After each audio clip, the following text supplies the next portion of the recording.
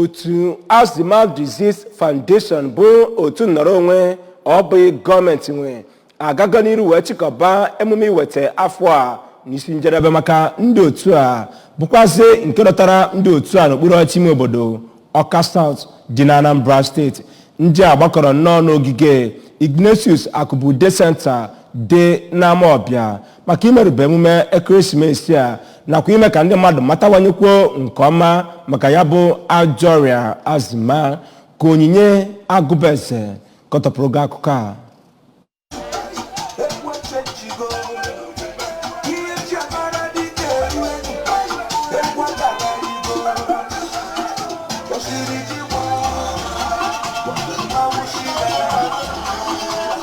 N'okwu mbido ya ka onye nwe ya bụ foundation bụ Oriakụ Josephine Anene mere ka amata na ya bụ otu bụ ihe guzobere iji nyere ndị okenye aka mee ka ha na-ebi ndụ kwesịrị ekwesị iji gbanahị ọya ahụ akpọrọ Asthma disease. Oriakụ Anene kenere onye ọbụla bịara ya bụ mmemme ma mee ka amata na otu ahụ abụghị nke gọọmenti kwuru onwe ya bụ nke ebumnobi ya bụ ime ka ikike niile dịrị ndị okenye bụrụ nke na-edebesị ma kwuo na gọọmenti enenyeghị anya na ya bụ otu ma guzobezie otu akpọrọ National Senior Citizen Center ka ọ nwee nye aka afụ na na-echekwaba ndị okenye ahụ nke ọma. N'okwu mmepe ya ka onye bụ onye isi oche n'oge ya bụ mmemme bụ ọkammụta Godwin Ọnụ toziri Oriakụ Josephine Anene maka obi ọcha o nwere wee guzobe ya bụ otu nke o kwuru na o so na ya bụ ihe na-eti mkpu ka enweleta akụ n'ụlọ. N'okwu nke ya ka dọkịta Ụzọma Chidokereke onye nyere ihe nkụzi n'oge ahụ mere ka amata na inye ndị okenye ikike zuru ezu na ileta ha anya bụ ihe kwesịrị ekwesị gọọmenti ga na-eme. Tozie otu ahụ dịka ha si agbasi mbọ ike inye ya bụ ihe kwesịrị ekwesị na-enye ndị okenye nke nwa bekee kpọrọ social services.